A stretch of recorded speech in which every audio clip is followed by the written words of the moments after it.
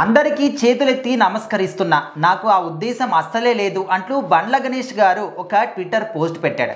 So రీసెంట్గా బండ్ల గణేష్ గారి గురించి ఒక వివాదం అయితే నడుస్తుంది. ఒక స్టార్ హీరోని తను తిట్టాడు అని చెప్పేసి. సో మరి దాని గురించి అన్నాడా లేకపోతే వేరే దాని గురించి ఏదైనా ట్విట్టర్లో పోస్ట్ పెట్టారా? సో ఖచ్చితంగా చిరంజీవి గారు మన బండ్ల గణేష్ గారు హౌస్ వార్మింగ్ వచ్చారనమాట దీపావళి సందర్భంగా.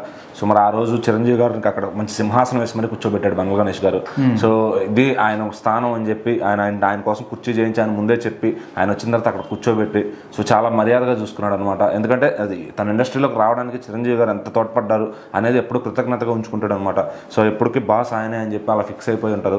సో మరి అలాంటిది రీసెంట్గా ఒక పేపర్ ఆర్టికల్ వాళ్ళు ఏం రాశారంటే చిరంజీవి గారితో బండ్ల గణేష్ సినిమా చేస్తున్నాడు, అందుకే ఇంత చనువుగా ఉంటున్నాడు. సో త్వరలోనే సినిమా ప్రకటించబోతున్నాడు, ఏదైనా మంచి కథ ఉంటే చిరంజీవి గారు తీసుకురమ్మన్నారు. సో కథ కోసం బండ్ల గణేష్ ఇప్పుడు వేటలో ఉన్నాడు అని చెప్పి ఒక ఆర్టికల్ రాశారనమాట. సో దానిపైన బండ్ల గణేష్ గారు కొంచెం సీరియస్ అయినట్టుగా తెలుస్తుంది. నేను ఎటువంటి ఎవరిదిగా సంప్రదించలేదు, ఎటువంటి సినిమాలు తీయట్లేదు, మరి ఇకపైన వరుసగా సినిమాలు చేస్తున్నాను రాశారనమాట ఆర్టికల్లో. సో అసలు సినిమాలు ప్రస్తుతం ఏం పెట్టుకోదలుచుకోవాలి, ఏదైనా ఉంటే నేనే చెప్తాను. సో అంతవరకు దయచేసి అలా ఫేక్ ఆర్టికల్స్ రాయమాకండి, మీకు దండం పెడతా అనే విధంగా ఆయన చెప్పడం జరిగింది అనమాట. సో ఏంటంటే ఇంకా ఆ ఆర్టికల్ వాళ్ళు ఈ మధ్యన చాలా వైరల్ అవ్వడం కోసం వాళ్ళు ఇష్టం వచ్చిన ఆర్టికల్స్ అయితే రాస్తున్నారు అనమాట. సో ఆ ప్రముఖ పత్రిక వాళ్ళు ఎందుకు అట్లా చేస్తున్నారు, ఈ డిజిటల్ ప్లాట్ఫామ్ మీద రీచ్ తెచ్చుకోవడం కోసం వాళ్ళు ఎంత పని చేయాలా. రీసెంట్గా కే ర్యాంప్ ప్రొడ్యూసర్ కూడా వాళ్ళని రాజేష్ దండ గారు ఇష్టం ఆ ప్రదీప్ అనే పేరు చెప్పి ఆయన తిట్టడం జరిగిందనమాట. సేమ్ అదే పేజ్ వాళ్ళు అదే ఆర్టికల్ రాశారు, ఈ చిరంజీవి గారి పేరు రాసి బండ్ల గణేష్ గారిని ఇట్లా రాశారనమాట. సో మీరు అవాస్తవాలు రాయకండి, ఉంటే మేమే చెప్తాం ఏదన్నా కూడా. సో మరి నేను సినిమాలు చేస్తే నేను అనౌన్స్ చేస్తాను. సో మీరు ఇష్టం వచ్చినట్టు రాసి రాంగ్ ఇన్ఫర్మేషన్ ఇవ్వకండి, నేను ఏ హీరోని సంప్రదించలేదు, ఏ హీరోతో సినిమా తీయట్లేదని ఆయన చెప్పేశారనమాట.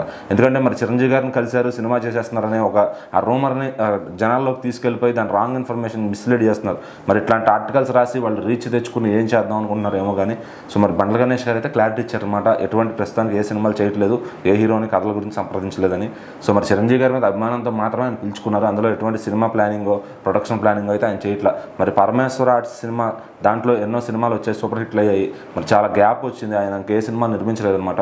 మరి ఆయన ఏదైనా పెద్ద హీరోలతో నిర్మించాలని ఆయన కింద ఎప్పుడు కామెంట్స్ పెడుతూ ఉంటారనమాట మన టాలీవుడ్ అభిమానులు. మరి ఎప్పుడు ఆయన నిర్మాణ రంగంలోకి మళ్ళీ వస్తారు, మళ్ళీ ఎప్పుడు సినిమాలు చేస్తారో చూడాలి.